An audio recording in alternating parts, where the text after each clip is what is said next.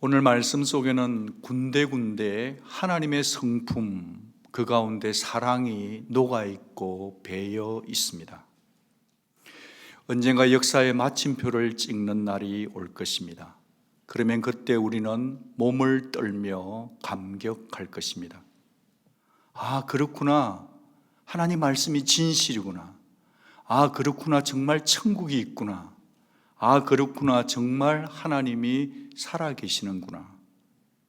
우리는 그렇게 감격하겠지만 동시에 그날은 심판의 날이기도 하죠. 왜 여러분 사람들은 끝까지 멸망받을 자들은 끝끝내 구원을 받지 못하고 하나님의 사랑에서 멀어져 떠나갈까요? 하늘의 별똥별처럼 그렇게 떠나갈까요? 11절은 그것을 아주 간명하게 보여줍니다. 11절을 같이 한 번 더 읽겠습니다. 그 11절 속에는 역설이 있어요. 하나님은 컴패션에 불타는 분이에요. 하나님은 favor, 사랑하기에 불타는 분인데 어떤 한 순간이 되고 무엇을 모르면 하나님의 사랑의 성품과 역행하는 일이 일어난다. 이 사실을 우리는 깨달아야 합니다. 왜 그런지를 알아야만 오늘 말씀은 시작되는 것입니다. 같이 한번 읽죠. 가지가 마르면 꺾이나니 여인들이 와서 그것을 불사를 것이라. 백성이 지각이 없으므로 그들을 지으시니가 불쌍히 여기지 아니하시며 그들을 조성하시니가 은혜를 베풀지 아니하시느니라. 하나님은 컴패션인데 불쌍히 여기는 분인데 불쌍히 여기지 못하시는 거예요. 하나님은 은혜로 가득 찬 분인데 은혜의 페이브를 주지 못하는 상황이 생기는 거죠. 딱 한 가지 조건이에요. 지각이 없을 때 그런 겁니다. Without understanding. 지각이 뭐죠? 이해력 아닙니까? 하나님에 대한 이해력을 깨닫지 못하면 그렇게 되는 것입니다. 사도 바울이 이런 얘기를 했어요. 하나님의 숨결은 느껴지지 않을 수가 없다는 거예요. 온 천지 만물에서 하나님의 사랑을 느낄 수밖에 없다. 그러면서 다른 신학자는 얘기하기를 하나님의 지문이, 하나님의 핑거프린트는 온 창조한 자연 만물 속에 다 새겨져 있다는 거예요. 여러분, 살다가 보면 사람은 누구나 다 하나님을 믿을 수밖에 없는 상황이 한 번, 두 번, 세 번 인생에 찾아오게 되어 있어요. 믿는 자든 믿지 않는 자든 그럴 수밖에 없어요. 왜 그렇게 단정적이냐고요? 그거는 마음속에 양심을 작동시켜 주셨거든요. 그래서 사람이 하나님을 아는 지각이 모자라는 이유는 심플하게 말하면 교만 때문이에요. 오늘 권사님도 기도하셨지만 악을 행하는 자들은 빛으로 나올 수가 없는 거예요. 사람이 하나님을 향한 지각이 모자라고 언더스탠딩이 래킹, 딸리는 이유는 뭐냐? 교만하거나 죄짓고 있으면 안 되는 거예요. 그러나 그 교만한 마음을 내려놓고 참으로 겸손하기만 하면 하나님의 존재는 느낄 수 있고 알 수 있는 줄로 믿습니다. 성도는 구원을 받고 나면요, 성도는 반드시 말하게 되는 게 있어요. 그건 뭐냐? 내 생각보다 하나님의 사랑이 엄청 크다는 거예요. 하나님의 사랑에는 리밋이 없다는 것을 고백할 수밖에 없습니다. 또 하나는 내 생각보다 나는 엄청난 죄인이란 것을 고백하게 되는 거예요. 하나님의 사랑이 엄청나고 내가 정말 엄청난 죄인이란 것을 고백하게 되는 거죠. 자이 패크가 이 사도 바울의 영적인 여정을 타타닥 짚어가면서요, 이런 표현을 가져왔어요. 사도 바울이 처음에는 이렇게 고백합니다. 나는 사도 중에, 그래도 뽑힌 사도 중에 지극히 작은 자다 그래요. 그러다가 신앙 연륜이 깊어가니까 나는 사도 중에 그래도 제법 뽑힌 아포스톨 중에서 작은 자였다고 고백했던 그가 몇 년이 지나서는 나는 성도 중에서 가장 작은 자라고 고백해요. 그리고 마지막 파이널 데스티네이션에서 인생의 마지막 끝자락에 하나님을 가장 사랑할 때 그는 이렇게 고백했습니다. 나는 죄인 중에 뭐라? 괴수다. 여러분, 우리는 신앙 연륜이 쌓여갈수록 우리는 참 변하지 않는 죄인들이구나. 나는 참 변치 않는, 변화되지 않는 죄인들이구나. 그렇게 절감하게 됩니다. 내가 얼마나 강팍한 자인지, 내가 얼마나 볼품없는 자인지를 더 깊이 하나님 신존재 앞에서 절감하는 거죠. 그래서 오늘도 하나님의 그 변함없는 사랑, 하나님의 그 큰 사랑 앞에 엎어져서 내게는 탑도 없고 내게는 소망도 없기에 하나님에 대한 자각, 하나님에 대한 언더스탠딩, 하나님에 대한 신지식이 새로워지기를 바라고 우리 모두가 이 자리에 앉아 있는 줄 믿습니다. 이 시간에 다시 깨닫는 하나님의 사랑, 다시 깨닫는 포도원지기의 사랑, 그 첫째는요, 밤낮으로 간수해 주시는 사랑을 깨닫는 거예요. 오늘 여기 말씀을 보면 하나님께서는 노래하라, 싱 그럽니다. 아름다운 포도원을 노래하라 그랬어요. 이 아름다운 포도원은 교회예요. 이 아름다운 포도원은 구약적으로 보면 이스라엘 백성이네요. 그 성도들인 거죠. 그 포도원을 비유하신 거예요. 그러니까 하나님의 백성들의 입에서 저절로 콧노래를 하듯이 탄성을 지르듯이 포도원의 아름다움을 노래하라는 겁니다. 근데 여러분, 왜 포도원의 아름다움을 노래해야 되는가 할 때 성도들이 정신을 바짝 차려야 될 영적 질서 하나가 있어요. 그것은요, 포도원 자체가 아름답고 포도원 송이가 아름다워서가 아니라 하나님 당신이 친히 포도원 지기가 되어 주셨기 때문에 노래하라 하시는 겁니다. 나 여호와는 포도원 지기가 됨이요. 여러분, 우리 하나님 아버지는 포도원의 농부이십니다. 우리 주님은 참 포도나무이십니다. 그 하나님의 사랑이, 그분의 긍휼이 지금도 계속되고 있기 때문에 성도는 언제나 포도원의 노래, 포도원 노래의 주체이신 하나님을 향해 노래 불러야 될 줄로 믿습니다. 예배는 하나님께 노래하는 거거든요. 그 당시 이스라엘의 남자들의 평균 수명이 40세였다라고 하네요. 그런데 포도원에 소출이 나려고 하면 자기 남자의 인생 6분의 1을 투자해야만이 비로소 포도원에 포도송이가 맺힌다고 합니다. 그만큼 고대의 포도농사는요, 극진한 보살핌, 극도의 보살핌, 극도의 투자가 요청되었다는 것을 알려주는 거죠. 잠시라도 소홀하잖아요. 그러면 포도원 속에 여우가 들어오고요, 포도가 결실이 안 되는 거예요. 금방 황폐해져 버리는 거예요. 요즘도 포도농사 하는 분들은 그렇게 말씀하세요. 목사님, 그 큰 거봉 포도송이 하나하나가 우리가 흘린 땀 한 방울이에요.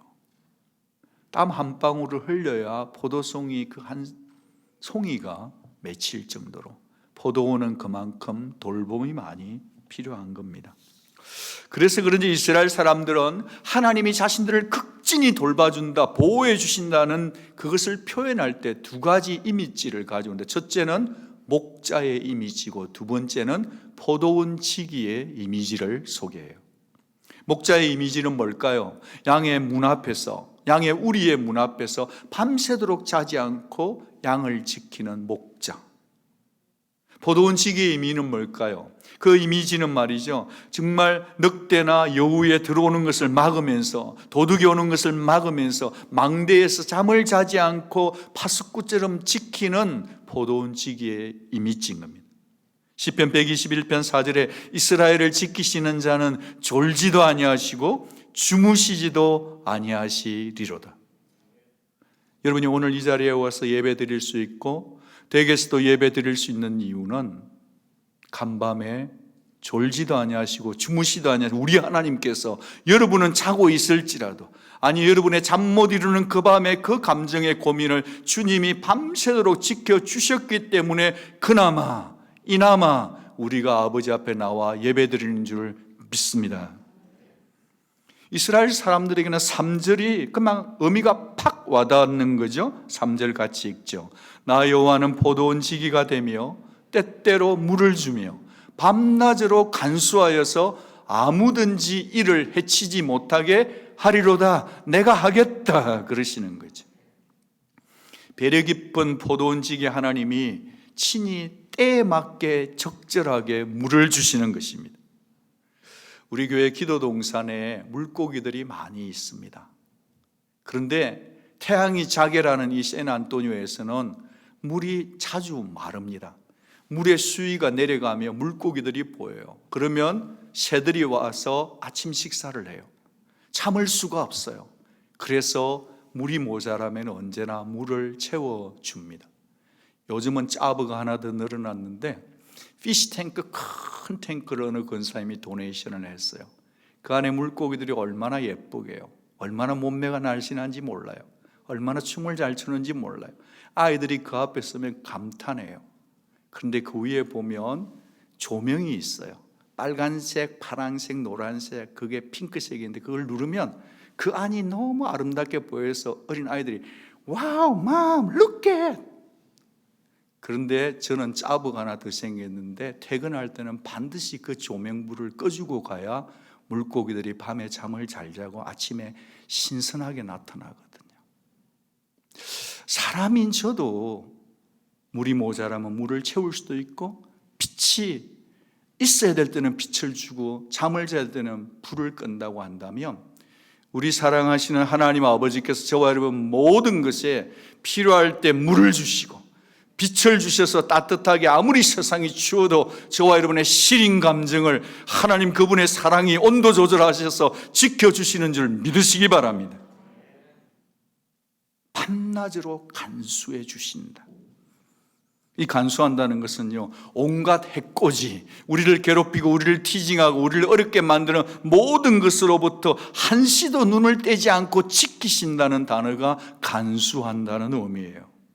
그냥 단순히 보살피고 보았다가 안 돌봤다가 그러는 게 아닌 거죠. 그 이상의 의미예요. 그러니까 뭐죠?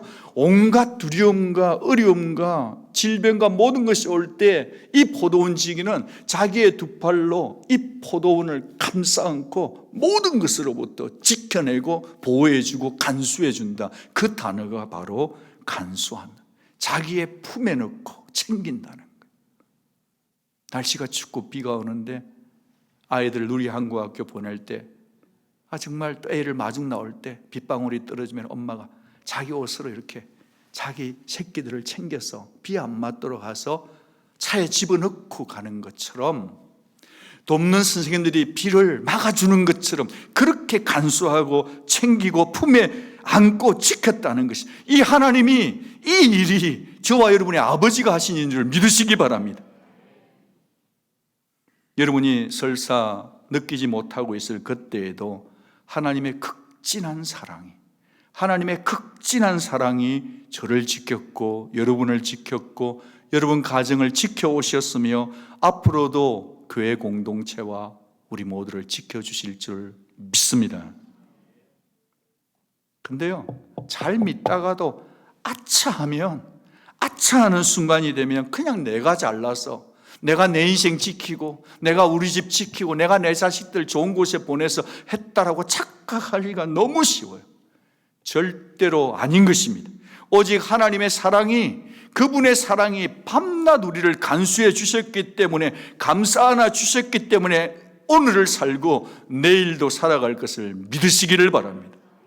깨달아야 되는, 다시 깨닫는 포도원지기의 사랑이 깨달아질 때만 우리는 올바른 신앙생활을 하는 거죠. 두 번째로 8절에 보면 다시 깨닫는 하나님 포도원 사랑, 포도원지기의 사랑 두 번째 같이 읽어요. 시작. 적당하게 견책하시는, 손대시는 사랑. 여러분, 견책하는 것이 사랑인가요? 예, 사랑입니다. 섬세하게 보살핀 포도원지기의 사랑에 관심의 이유가 뭐죠? 그건 열매예요. 열매 없는 포도나무는 건축 재료로도 쓸 수가 없어요. 하나님의 기대, 포도원지기의 기대는 오직 하나예요. 우리 인생 가운데 열매를 맺는 겁니다. 열매 맺는 인생이 되기를 원하시는 거죠. 요한복음 15장에는 예수님께서 열매 맺기를 원하는 아버지의 마음을 손대시는, 전정하시는, 가지치게 하시는 아버지를 떠올리게 합니다. 우리 같이 한번 읽죠. 시작. 물은 내게 붙어 있어 열매를 맺지 아니하는 가지는 아버지께서 그것을 제거해 버리시고, 무릇 열매를 맺는 가지는 더 열매를 맺게 하려 하여 그것을 깨끗하게 하시느니라. 가지치게 하신다. 누구를 그렇게 하는 거죠? 열매를 맺는 가지를 가지치게 하는 거예요. 열매를 맺는 가지를 가지치게, 기도를 하는 자에게 더 기도의 영을 부어주고, 예배의 자리를 사수하는 자에게 더 예배 드릴 수 있도록 도와주시고, 하나님 앞에 매어 달리는 자에게 하나님 앞에 더 열매 맺도록 하나님이 정말 가지치게 하는 그 사랑의 손길인 줄 믿으시기 바랍니다. 더 많은 열매를 맺기 위해서 가지를 쳐주며 돌을 받쳐주며 전정가위를 들고 손을 대시는 하나님. 오늘 여기 본문의 표현대로 가면은 견책하시는 거죠. 견책한다는 것은 뭐죠? 각성, 깨달음을, be aware of, 각성을 시킬 의도, 인텐션을 가지고 discipline, 징계하는 것 아닙니까? 그런데 우리 같이 한번 그 말씀을 더 읽어보는데 8절 읽어요. 시작. 주께서 백성을 적당하게 견책하사 쫓아내실 때에 동풍 부는 날에 폭풍으로 그들을 옮기셨느니라. 여기에서 알아야 될 거 있습니다. 첫째는 동풍이에요. 이스라엘 지정학적으로 보면 동풍은 아라비아 사막 쪽에서 불어오는 사막의 열풍이죠. 사막의 열풍이 불면요, 거기에 있는 나무 초목들이 잎사귀가 바짝 마르는 거예요. 깊이 파둔 물이 모자라는 그곳에 우물도 말라버리는 거죠. 그러면서 이게 열풍 그리고 폭풍으로 가는 것은 비유인데 바벨론으로 포로 잡혀가는 거죠. 거기에 대한 예언을 한 겁니다. 그런데 이렇게 징계를 하셨는데 그걸 어떻게 적당하다라고 말할 수 있을까요? 메시지 성경에서는 그분은 이스라엘 백성에게 아주 가혹했다, 독특한 행동을 베풀었다, 혹독했다, 그렇게 번역했는데 아무리 읽어봐도 영어 성경에는 적당하게라는 적절한 단어가 없어요. 원문 성경을 봐요. 거기에 보면 세아라고 하는 히브리어 단어가 있어요. 그 세아는 부피를 재는 단어입니다. 1세아는 그냥 7리터니까 아주 조그만 양이에요. 그래서 한국어로 번역하는 목사님들이 그 부피의 적은 양을 보면서 성경 문맥에 맞추어서 조화롭게 해석을 했는데, 그래서 적당하게 견책했다는 거예요. 저는 이 표현, 한국어 성경에 적당하게 견책했다는 것이 너무나 마음에 와닿고 잘 번역되었다고 생각합니다. 같이 한번 받아가겠습니다. 맞춤형으로 우리를 징계하시는 하나님. 그렇습니다. 각 사람을 아시는 하나님이 저와 여러분을 엄마 아빠보다 더 잘 아는 우리 하나님께서는 그 사람에게 맞춤형으로 각자에게 맞춤형의 징계를 허락하신다. 어떻게? 적당하게. 아멘. 적당하게 적절하게 견딜 수 있을 만큼의 징계를 하신 겁니다. 설령 그것이 아무리 무겁게 느껴진다 할지라도 하나님이 우리를 죽일 목적이 아니시라는 거죠. 누가 부모가 자식을 때려 죽일 목적으로 회초를 드는 부모가 있겠습니까? 그럴 수는 없는 거잖아요. 그래서 7절에 아버지의 마음이 보이잖아요. 쉬운 성경 번역은 이렇잖아요. 주께서 이스라엘의 원수들을 치듯이 자기 백성을 치지는 않으셨도다. 주의 백성을 죽인 원수들을 죽일 듯이 자기 백성을 죽이시도 않으셨도다. 같이 한번 받아합니다. 않으셨고 않으셨도다. 여러분 무슨 말이죠? 정말 아수르나 이방 민족들 그들을 때려서 하나님이 혼내는 것처럼 죽일 듯이 그렇게 내 백성은 그렇게 하지 않으셨다는 거예요. 하나님의 징계는, 자기 백성을 향한 징계는 결코 멸망시키고 죽일 의도가 아닌 것입니다. 오히려 피할 길을 주고 콘으로 몰아가시는 것 같아요. 마치 그분은 한 손에는 회초리를 들면서 한 손에는 회초리를 맞아서 피가 흐르면 거기에 퍼스트 에이드를, 붕대를 감아줄, 한 손에는 붕대를 들고 때리시는 것 같아요. 욥의 고백 같이 한번 볼까요? 욥기 5장 18절. 하나님은 아프게 하시다가 싸매시며 상하게 하시다가 그의 손으로 고치나니. 여러분, 이 성경 읽을 때 하나님은 아프게 하시다가 싸매시며 상하게 하시다가 그의 손으로 고치나니, 이렇게 읽으면 성경을 잘못 읽은 거예요. 우리가 믿음이 떨어지면 그렇게 성경을 읽어요. 하나님은 맨날 나만 때려. 하나님 어떻게 저 집사는 나보다 기도하는데 그 집은 잘해주고 나만 때려. 하나님 맨날 나만 타겟팅해. 그럼 성경을 어떻게 읽어야 될까요? 같이 한번 읽어보죠. 같이 시작. 하나님은 아프시게 하다가도 싸매해 주시며 하나님은 상하게 하시다가도 그의 손으로 고치시나니. 할렐루야. 믿음이 좋아지면 하나님이 날 아프게 하는 게 크게 안 보여요. 싸매 오신 하나님, 나에게 연고를 발라주는 어머니, 그런 사랑이 느껴지고, 나를 상하게 하는 하나님이 그것 때문에 컴플레인하는 게 아니라 그분의 손으로 나를 고쳐주는 하나님이 더 크게 다가오는 우리 온누리 성도들이 될 수 있기를 주의 이름으로 축복합니다. 그래야 성경을 제대로 읽는 거죠. 그래야 하나님 아버지의 사랑을 깨달을 수 있는 거죠. 그래야 not lacking understanding 되는 거 아닌가요? 하나님의 사랑에 이해력이 lacking, 부족하니까 우리가 이렇게 삶 속에서 다이나믹이 없는 거 아니냐 말이에요. 그래도 여러분 중에는 목사님 병 주고 약 주시네요, 그러고 말씀하고 싶은가요? 오해입니다. 착각이에요.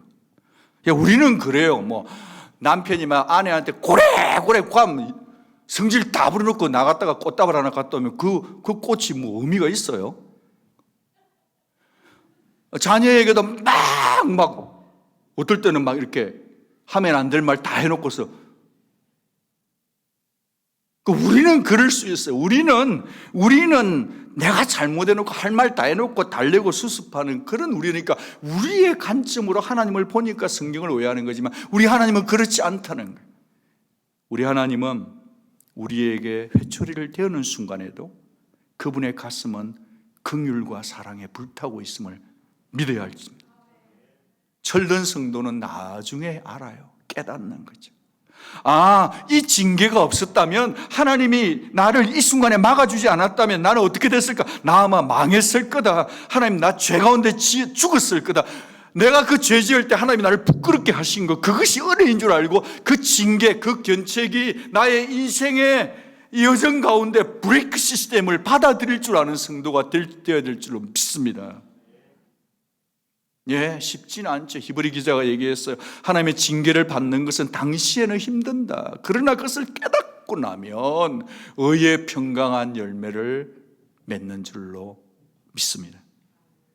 그 당시에는 죽을 것 같고 원망스럽지만요, 하나님 마음을 깨닫고 나면, 하나님을 아는 지식, 그 지각이 살아나면 하나님 앞에 감사하게 된다는 거예요. 여기서 한 번 더 생각할 것은, 그렇다면 이토록 하나님이 안쓰러워 하신다며요, 그토록 긍휼에 불탄다며요, 그런데도 하나님 왜 견책하시는 거예요? 하나님의 의도가 무엇인가요? 라고 말씀하신다면 9절에 하나님의 속마음이 보여요. 같이 읽어요. 야곱의 불의가 속함을 얻으며 그의 죄 없이함을 받을 결과는 이로 말미암나니 곧 그가 제단의 모든 돌을 부서진 횃돌 같게 하시며 아세라와 태양상이 다시는 서지 못하게 하려 함이라. 무슨 말이죠? 우리 성도들은 세상을 살면서 이스라엘 백성과 마찬가지로 반질반질하고 단단한 우상들, 단단한 것, 내가 신뢰할 것들을 붙들고 있지만, 하나님이 이렇게 견책하시는 이유는 우리가 신뢰하는 그 우상, 단단하다고 생각하고 안전하다고 생각하고 시큐리티라 생각하는 그것들을 다 부서진, 쉽게 잘 부서지는 부석부석한 석회로 만들어버리겠다. 아예 너희들이 의뢰하는 그 우상단지를 흔적조차 남기지 않겠다는 하나님의 굳센 의지입니다. 나는 너희들이 우상 숭배하고 너희들이 의지하는 그 자리를 다 치우기를 원한다. 그 자리가 오롯이 클린스, 같이 되기를 원한다. 하나님은 저와 여러분이 마음이 하나님께로 향하기를 원하세요. 이 음성이 들려지기를 바랍니다. 하나님은 십계명에서도요, 당신의 뜻을 수도 없이 반복하고 반복하셨어요. 하나님은 빙빙 둘러서 말씀하시는 법이 없었어요. 단도직입적으로 말씀하시지 않았습니까? 나 외에 다른 신을 내 앞에 두지 말라, 내 곁에 두지 말라 하시는 거죠. 우리가 교회를 다니다가 보면, 우리가 교회 생활을 하고 있다가 보면, 나는 우상 안 믿고 하나님 믿는데요 라고 그냥 안일하게 생각할 수 있습니다. 나는 우상 숭배 전혀 안 한다고 생각하기가 쉽습니다. 그런 우리를 향해 팀 켈러 목사님이 일침을 놓았어요. 우상이란 나쁜 것이라고만 생각하지만 실상 대개의 경우엔 전혀 그렇지 않다. 오히려 좋은 것이 한층 더 좋아질 때 우상이 될 우려가 있다는 거예요. 아주 정확한 지적이라고 봐요. 우상은 말이죠, 내가 사랑하는 것인데 내가 나도 모르게 하나님보다 더 사랑하는 모든 것이 다 우상인 것입니다. 그런 거로 여러분, 저와 여러분은 교회 오는 이유, 신앙생활 하는 이유, 내 속에 우상이 뭔지를 체크하기 위해서 신앙생활을 해야 될 줄로 믿습니다. 그렇다면 팀 목사님의 조언대로 내가 무엇 때문에 종종 절망하고 있는지, 나의 절망의 영역을 체크해야 돼요. 분명히 하나님도 계시고 말씀도 살아있는데 그 어떤 것도 위로가 안 될 때가 있잖아요. 그래서 절망을 헤어나지 못할 때가 있잖아요. 그렇다면 그 절망의 영역이 나의 우상과 연관이 있다는 거죠. 예를 들면 자식일 수 있어요. 예를 들면 신분일 수 있어요. 예를 들면 돈, 비전일 수도 있습니다. 예를 들면 나의 관계 문제일 수도 있어요. 예를 들면 칭찬받고 싶은 것일 수 있어요. 예를 들면 나의 에고센트릭일 수 있어요. 그 문제에 빠지면 나를 깊은 절망에 빠져서 예배도 드릴 수도 없고 말씀도 볼 수가 없다면 그 절망의 원인은 결국은 내가 하나님보다 방금 말씀드린 그걸 더 사랑하기 때문이에요. 회개해야 되는 겁니다. 하나님 앞에 내가 자식을, 하나님 앞에 내가 돈을, 하나님 앞에서 내가 나의 인간관계를, 하나님 앞에 나의 신분 문제를, 하나님 앞에 나의 어떤 something need, 그리고 하나님 앞에 나의 에고를 내가 하나님보다 더 사랑했다고 고백해야 될 줄로 믿습니다. 그게 우상인 거거든요. 그런 각도로 본다면, 이런 각도로 본다면 우리의 삶에 하나님보다 더 사랑한 것이 어디 한두 가지 뿐이겠습니까?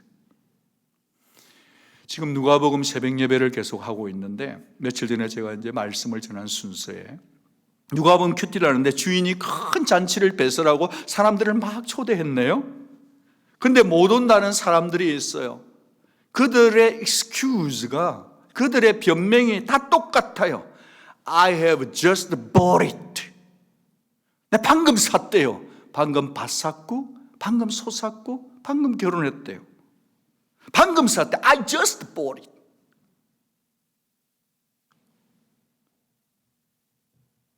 온통 익스큐즈예요. 예, 이제 막 샀으면 얼마나 좋아요. 새 차 샀을 때 그 가죽 냄새 스멜 한 일주일은 우리 좋잖아요. 새로 핸드폰 사면요, 그게 앱 깐다고 밤새도록 시간 가잖아요. 결혼하면 너무 좋잖아요. 베이비 태어나면 눈에 넣어도 안 아프고 너무 좋지 않아요? 예, 좋죠. 눈을 못 떼죠. 이쁘죠. 그런데 다 주님 주신 선물인 거죠. 그것이 돈이든 건강이든 섹스든 성적인 욕구든 샤핑이든 우리 모두에게 다 필요하죠. 그런데 문제는 뭐냐? 그것들에게 끌려다니거나 그것이 내 온통의 관심사가 되어버리거나 내 남은 시간의 모든 것을 거기에 쏟아붓고 있다면, 그래서 급기야 선물로 주신 하나님보다 선물에 더 눈이 팔려 있다면, 하나님이 안중에도 없다면 그거는 문제인 것입니다.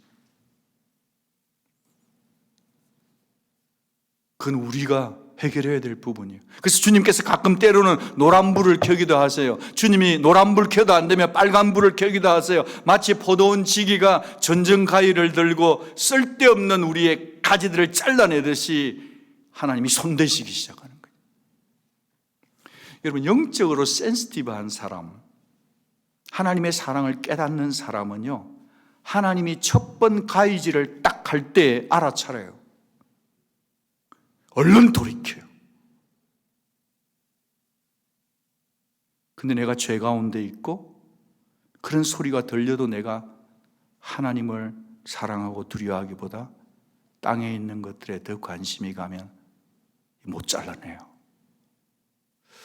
저는 예배 시간이 잘라내는 시간이라고 믿는데요, 우리 모두가 다 어떤 상황에서 하나님의 성령이 시그널을 줬을 때 첫 번째 하나님의 전쟁과의 시그널이 들어왔을 때 잘라낼 수 있는 결단력이 있는 온누리 성도들이 될 수 있기를 주의 이름으로 축복합니다. 이게 한 번 양보하잖아요. 하나님이 더 자를 수밖에 없어요. 왜? 사랑하니까.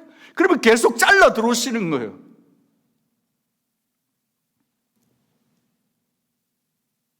여러분, 강도가 세든 약하든 하나님의 적당히 견책하는 그 의도를 알아차리고 하나님의 그 어떤 하나님보다 더 내가 관심 가는 부분들, 우상은 막 뿔나고 막 막이 그런 거 아니에요. 우상은 지금요 어쩌면 여러분 핸드폰 속에 와 있는지도 몰라요. 여러분 마음속에 지금도 와 있는지도 몰라요. 그 어떤 것들에 대해서 내가 결단을 내리고 말씀과 성령 안에서 그걸 지금 잘라내야 되는 거예요. 우상의 자리를 부숴버리고 걷어내는 행동의 변화가 있기를 하나님이 지금 애타게 기다리고 계시네. 하나님의 관심은 거기에 쏠려있는, 눈에 보이는 삶의 변화가 나타나야 주님을 기쁘시게 하는 순종의 열매가 맺히는 거죠. 여러분, 성도 여러분, 보이지 않는 하나님을 믿는 성도의 삶에는 그 믿음이 눈에 보여야 될까요? 안 보여야 될까요? 반드시 보여야 돼요. 눈에 보이지 않는 하나님을 믿는 성도의 가장 큰 특징은 내 삶 속에 나의 변화가 내 가족, 내 이웃, 내 다락방, 내 교회에서 다른 사람이 나의 변화를, 우리의 변화를 보고 놀라야 되는 거예요. 그게 없으면 하나님을 제대로 믿는 게 아닌 거죠. 어떻게 가능한가? 요한복음 15장 5절, 그가 내 안에 내가 그 안에 가면 사람이 열매를 많이 맺느니라. 말씀에 거해야 하는 겁니다. 말씀으로 연합해야 되는 것입니다. 말씀 안에 머물러 살아야 되는 겁니다. 말씀 안에 머물러 살면 어떻게 되냐면 사람이요, 성도가 자꾸 하나님이 불편한 게 뭔지를 생각하게 되는 거예요. 하나님이 이렇게 하면 싫어하시는 것을 생각하고 사는 자가, 그 자가 진짜 성령 충만한 존재예요. 여러분, 우리가 하나님 앞에 정직하면 성령이 자주자주 알려주세요. 성령 안에 머물면 깨닫게 돼요. 하나님이 나에게 때마다 물을 주시는 것도 감사하고 하나님이 나를 밤낮으로 간수해 준 것도 감사해서 그것이 하나님의 사랑인 줄 깨닫게 된단 말이에요. 그런데 그때만 하나님을 사랑하는 것이 아니라 내게서 사랑하는 것들이 떠나갈 때, 상실될 때, 이별될 때, 아플 때, 징계를 만날 때, 역경을 만날 때조차도 노래를 부를 줄 아는 자, 하나님께 달려와서 하나님의 사랑에 붙들리고 나를 잘라낼 줄 아는 자, 두 가지를 다 할 줄 아는 자가 다시 깨닫는 포도원지기의 사랑을 아는 자인 거예요. 저는 우리 온누리 성도님들이 이 팬데믹 시대는 하나님을 더 사랑하기에 참 좋은 시기예요. 하나님을 사랑하지 않으면 전부 다 외로워요. 하나님을 사랑하지 않으면 죄짓기 쉬워요. 시간이 좀 더 많으니까. 정말 결단하고 원하기는 이 시기에는 하나님을 깊게 사랑하는, 하나님의 포도원을 노래하고 하나님과 교회와 복음과 함께 달려갈 수 있기를 바랍니다. 또 하나, 주님의 품에 안겨서 하나님의 사랑을 깨닫는 자는, 하나님의 사랑이 깊어지는 자들은요, 성령의 애타는 애탐이, 그 안타까움이 내 안타까움이 된다는 거예요. 성령님은 지금도 돌이킬 자를 돌이키고 계시고 회개할 자를 불러내고 계신 줄 믿습니다. 여러분, 하나님에 대한 자각이 없는, 지각이 없는 자는 다 멸망할 수밖에 없어요. 여러분, 여기에 하나님의 우리를 여전히 사랑하시는, 깨닫지 못하는 우리를 여전히 사랑하시는 하나님의 사랑의 디렉션이 또 있어요. 자상함이. 이사야 27장 4절 5절 같이 한번 읽죠. 시작. 찔레와 가시가 나를 대적하여 싸운다 하자 내가 그것을 발로 밟고 모아 불사르리라. 그리하지 아니하면 내 힘을 의지하고 나와 하친하며 나와 화친할 것이니라. 저기 뭐 let them Let them이란 단어가 여러 번 반복되고 있어요. 그들로 하여금 좀 제발 알게 해라 그러는 거죠. 그러면서 정말 이 세상을 살아가면서 찔레와 가시와 같은 대적이 있어도 하나님을 이길 수는 없어요. 하나님의 발은 빛난 주석이에요. 하나님 발 앞에 찔레, 가시 이런 거는 이길 수가 없는 거예요. 성도 여러분, 때때로 내 인생에 찔레와 가시가 찾아올 때 여러분 발로 밟지 마세요. 여러분 발만 아파요. 그럼 어떻게 할 건가? 내가 하나님께로 돌아가면 하나님이 내 대신 발로 밟아서 그 문제를 해결해 주시는 줄로 믿습니다. 그분이 우리 하나님이시, 그분이 우리를 사랑하시는 분이시고, 그분은 아들 예수와 함께 무엇이든지 해줄 수 있습니다. 지금 여러분이 어떤 문제가 있는지 저는 모릅니다. 그러나 여러분의 발로 밟으면 안 돼요. 그러면 여러분의 상처나요. 가시 한번 들어가 봐요. 힘들어요. 주님께로 돌아가, 하나님께로 돌아가서 하나님, 저 대신 밟아주세요. 이 문제를 해결해 주세요. 그렇게 고백하는 우리가 될 수 있기를 바랍니다. 불사람이 있기 전에 피해야 합니다. 나와 함께 화친하자 하시는 하나님께로 돌아가야 됩니다. 우리의 힘을 의지하지 말고 하나님의 그 굳센 빛난 주석의 발을, 철의 발을 신뢰해야 되는 거예요. 오늘 여기 말씀의 마지막은 예배입니다. 포도원의 노래에서 오늘 여기는 날날날이 너무너무 많아요. In that day, on that day. 종말을 얘기하기도 하는데요. 여러분, 마지막 나팔 소리가 울릴 때 하나님은 한 사람 한 사람을 일일이 불러 모으실 것입니다. 하나님이 몰랐던 자들이 돌아와서 예배를 드릴 것입니다.